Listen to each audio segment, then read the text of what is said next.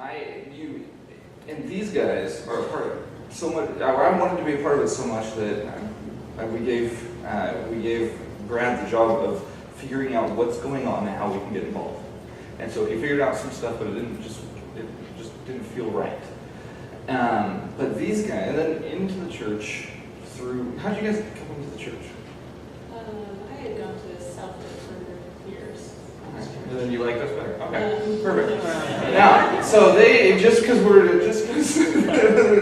of that, they come into the church, and they do exactly what has been placed on my heart and Liz's heart to be able to be a part of.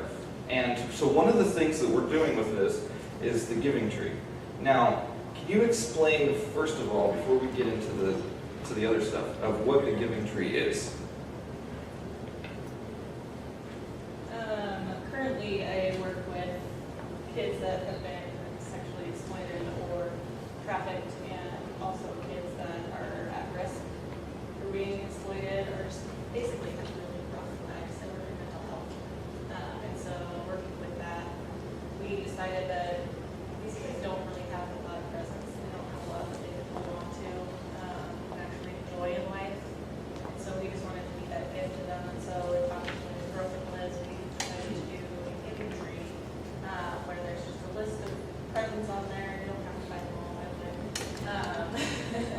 That might just be fun for them because they get a lot of like packaging products and stuff when they come back from being on the run or just having difficulties with access to that stuff. But every kid deserves Christmas and a present to be excited about. And so that's kind of our mission in this.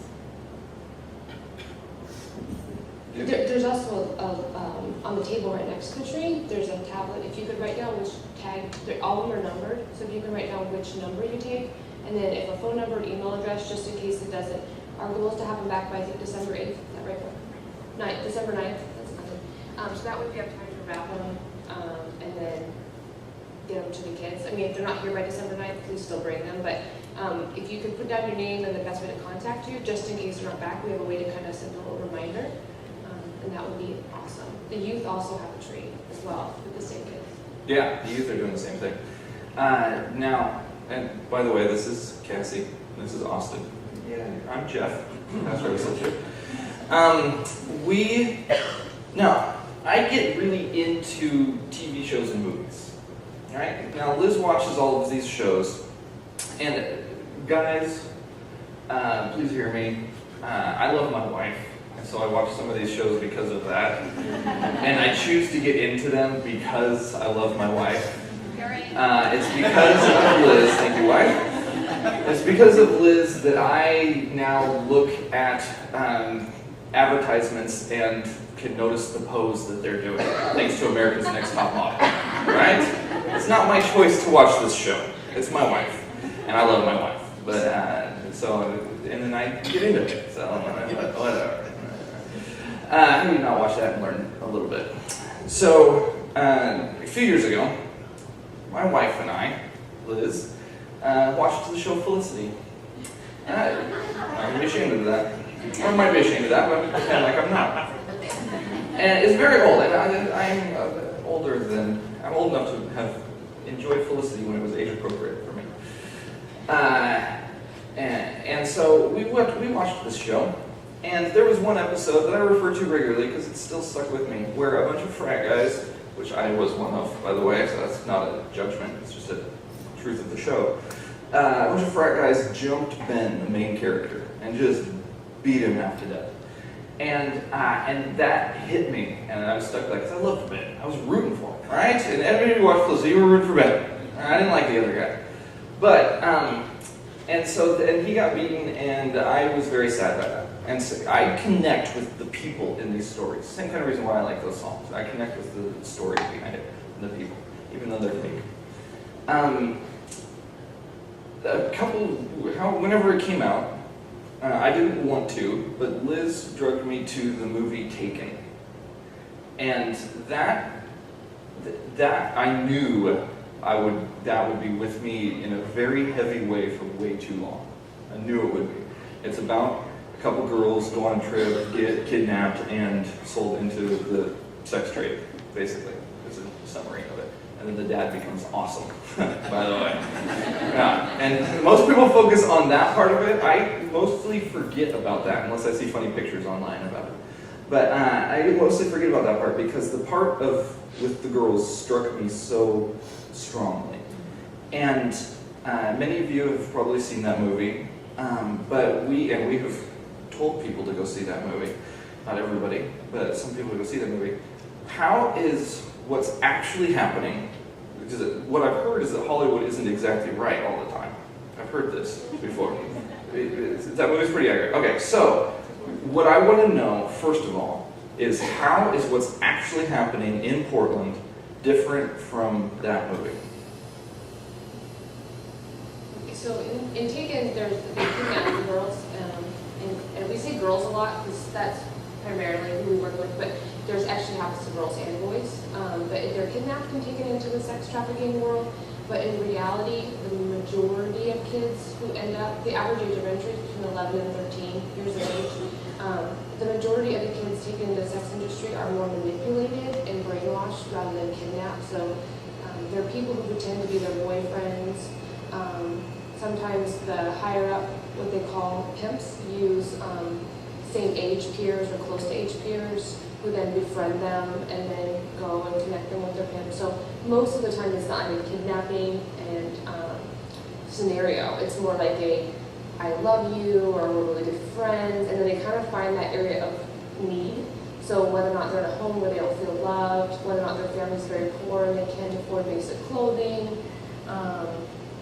whatever it is that kid like really, especially during that age, it's a very vulnerable time of social development, emotional development, physical development. They kind of find that area and they play to that, and then they go out and they exploit them.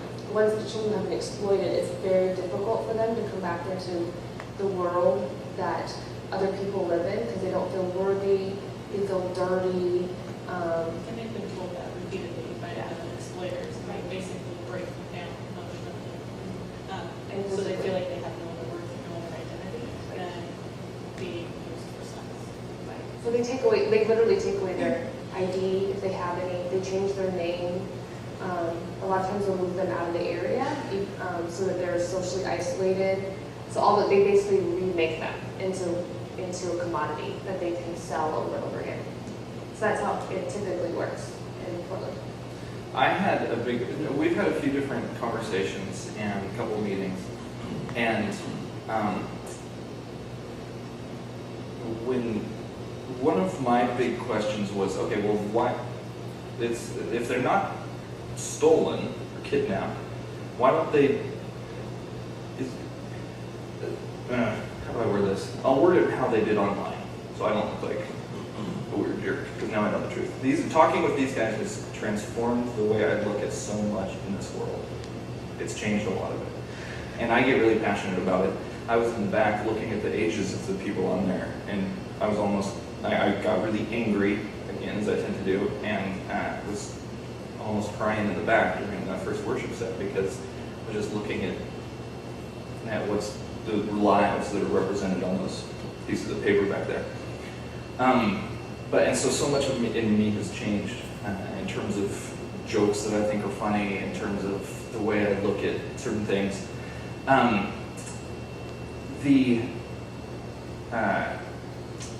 When we were talking, one of my questions was, if they're not kidnapped, then are they really being forced into this? And why don't they just leave if they're not being kidnapped? And when I was reading articles about this, that's one of the biggest questions people have, is doubting that it's really a big deal because these girls are choosing to go do this. So how is that idea not true? Well, in no way is it a choice. A lot of it, in the sense of being kidnapped, is that their lives are threatened, their families' lives are threatened, the people that they care about the most are identified just by the exploiters get to know them and pretend like, oh, I'm a good person, I just want to know more about you and be there for you, but they're really just using all of what the kids tell them against them. And so a lot of it is physical violence and physical force. If they do leave or they don't meet their quota, the amount of money that they're supposed to make, they do get beaten, they get picked up again. They still live in the communities too where they're being exploited a lot of times, and so they know they just walk out on the street and that pimp knows who they are. And so it's more dangerous to leave and walk away because they're going to come after their family or the people they care about or them and ultimately kill them. And I think what Cassie and I were just talking about as far as being emotionally just broken down to nothing and being thought of as nothing is that it's a real mental shift to be able to be like, okay, this person took advantage of me, had control over my mind in a way, and now I have to leave this life and all these people around me see me as a hoe or see me as just dirt. They don't see me as a child like we see them. And so it's really hard to escape that life. Interesting. Who's in the room today? Okay. Is it, what really struck me in our conversations is actually walking us through a typical brainwashing strategy. Can you do that for me?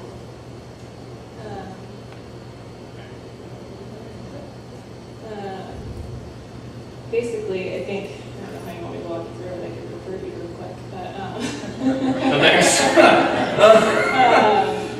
so a lot of times our kids will be picked up at the mall or at school, at those very public places of some cute guy just giving you attention and saying that you look beautiful and that he wants to be your friend, wants to get your number, wants to hang out sometime. And that's a pretty normal activity, strangely. Maybe it's not in my world, but kids like going to the mall and meeting a boy or something like that. Or even a friend at school will be that person, and they'll just get to know them. And it's very much just like making a friend or getting a boyfriend, but eventually that shifts. And so once they find out enough about you, they turn you out, I guess, and say, oh, I just need this money right now, or, and I need you to do this, or they put you in a room full of friends of theirs and make you have sex with them. With all of them.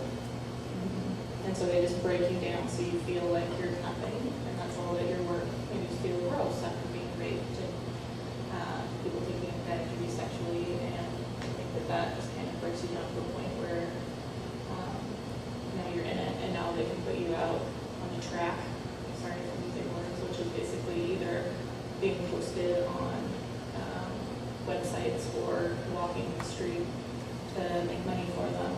And once you've done it for one night, the kids have a really hard time getting out of it and thinking that they're worth more. And they've been told that by their pimp or their exploiter and their friends too, and it's very socially accepted as friends. And so they'll coach you through it and say, oh, it's okay, like he really does love you or whatever. And as Cassie was talking about earlier, it's very much like the domestic violence cycle. And so somebody will hit their wife and then say, oh, honey, I'm so sorry, I'll never do it again, or you'll never have to do this again. But then it happens again, and again, and again. So what do you do with these people, with these girls, boys, mostly girls for you guys? What do you do with them? There's a variety of services in the community. So there's, I used to work, and Austin currently works for a local mental health agency that goes out and meets with the kids wherever they are. So they do things like, we highly function and believe on, meeting basic needs first. So it's kind of different than what a lot of people think of as therapy or mental health services. Feed them a lot, take them to get something to drink a lot. We even buy them clothes sometimes, which most people don't think of as mental health. But like, you can't expect a kid to walk through their trauma until they've been fed, clothed, showered, and feel safe. So we spend a lot of time almost kind of defending what that what that looks like for mental health. And then we meet with them and talk to them and kind of walk through a more traditional therapy service. And sometimes it takes a while to get there, to make the shift from he's my boyfriend and I'm a willing participant, to understand that you're a victim and you were manipulated. It can take months and years sometimes. Like it's not a fast step. So they have those services. There's a sexual assault resource center. who does a lot of advocacy. They go to court with them a lot because they get picked up and charged with a lot of like drug possession, which prostitution, using fake identity, which is ironic because they're given that identity, so they tell the police what the pimp gave them as an identity, then they tell the police that, and the police charge them with false identity or lying, those kinds of things. So the Sexual Assault Resource Center also has like a 24-hour emergency hotline for people of sexual assault victims in general, and then they have a special unit just for our sexually trafficked kids. There's one shelter that's in town that was just recently opened in the last, it's been about a year and a half now. That has 7 beds, but there's over 200 kids, 200 to 300 kids identified just in the Portland area alone. So we're the second highest area identified for child sex trafficking in the nation.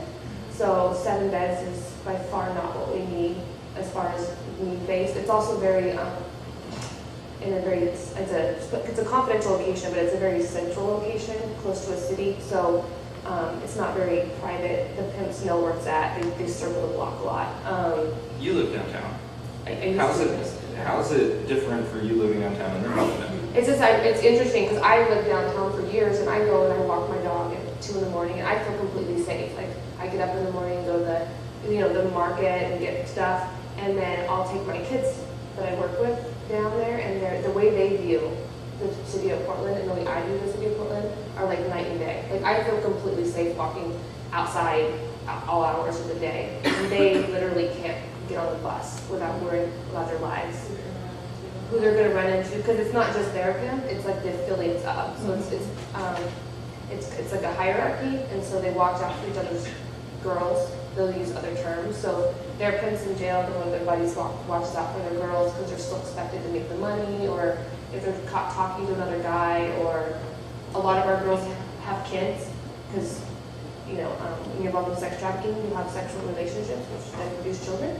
So a lot of times, they will use intimidation while they're out in the community with their kids. So those kinds of things. So there's different range of services in the community. Yeah. So I think what we do is try to create a place where they feel safe and that they can heal, and essentially rebuild who they are for what we actually see them as. As children, give them an opportunity to be a child, which is a lot of what we do, and really rebuilding and instilling in them like you're valuable, you're amazing, like you're a beautiful young child, and you have a great spirit about you, and really just rebuilding those thoughts about themselves. And it takes a long time and a long process, and I think in our current system it's a little hard to do because there's not a lot of places for them to go and to be able to actually get away from it. And so that's part of it, we call to do what we're doing as well. And the average age of girls getting recruited, or people getting recruited, is 11 to 13. It's the average age. That's amazing. Okay, so the reason I wanted to tell you all about this isn't for you to go do something about it, isn't for you to get angry, isn't for you to get mad. If you want to do all that stuff, that's great. I'm not saying don't do that. I do want to get involved in some way. I don't know how. We're trying to figure that out. But that's not the point today of all of this. We can talk about that stuff in the future. The point today is to realize the depth of the worst situation I can think of. To me, this is the worst possible thing.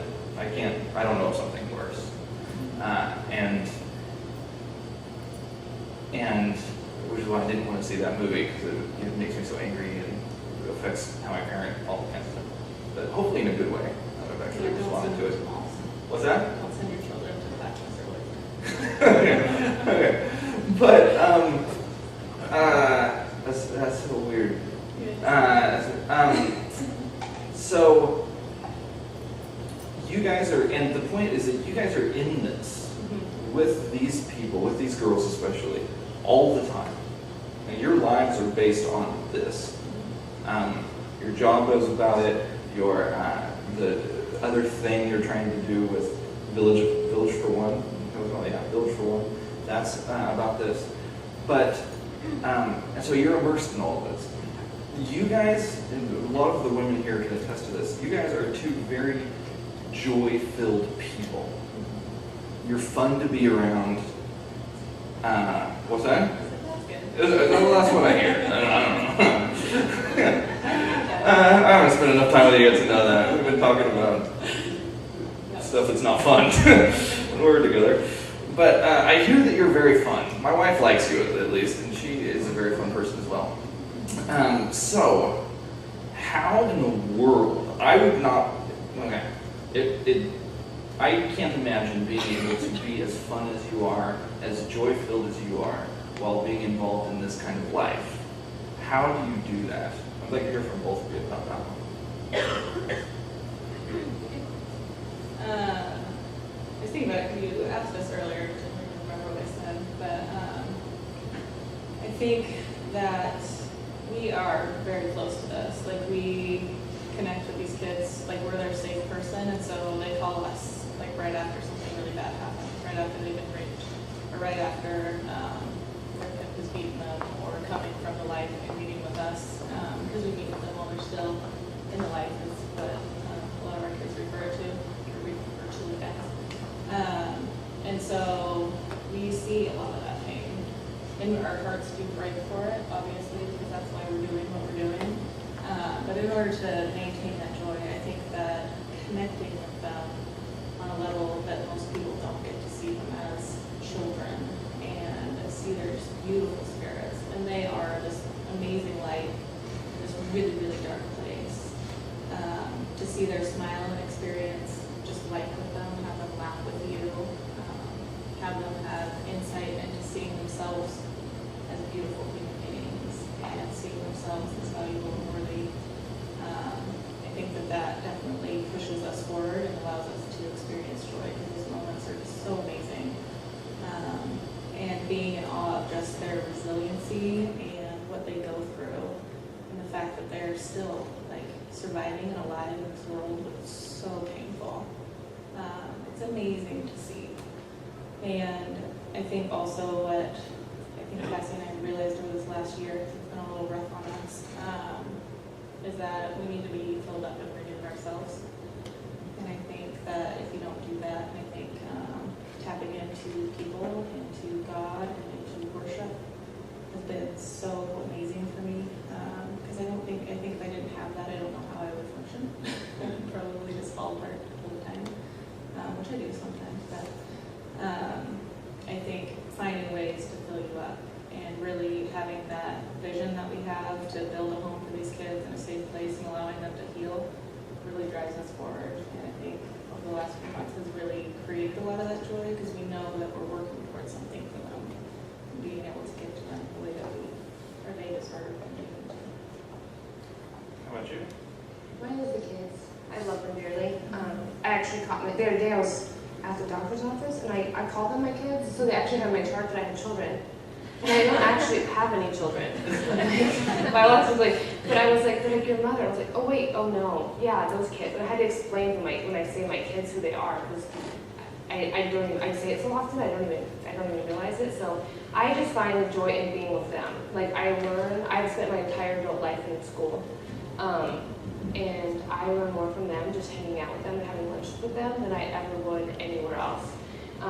And the text messages I get from them are amazing. Like when they're like, my daughter just went to the bathroom on the toilet for the first time, and they're so excited for their kids. It's like just makes me smile. Like just those day-to-day things, like the fact that they survive and they find joy in those little things that, regardless of what they go through, besides that, is amazing to me. And I think it's also having hope in the fact that we're going to find a way for them to heal in our community, and seeing the shift. Because I've been doing this for, I don't know how long now. I think about 9 years now. I think working with this population, and aware that I've been working with them for about 6. We didn't really quite understand it, and so like seeing the shift in our community and understanding is really exciting for me. Because ultimately it's going to be it's a business model, so ultimately it's going to be stopping the demand in order to stop the exploitation of our kids. So seeing the shift in that, and then finding hope in the fact that we're actually going to make it a priority in our community to find somewhere for them to heal, is amazing to me. So that's where I find my joy, is those little text messages of their kids smiling, or them just calling and they're sobbing, and then when I get off the phone they're much calmer. Those kinds of things. Like that's like is just kind of hanging out. I think the fact that they trust us with their life and their life story and their heart, like, that is so powerful. I'm so honored to be able to do that. I think that is huge for me. That's huge. All right. Well, thank you, ladies.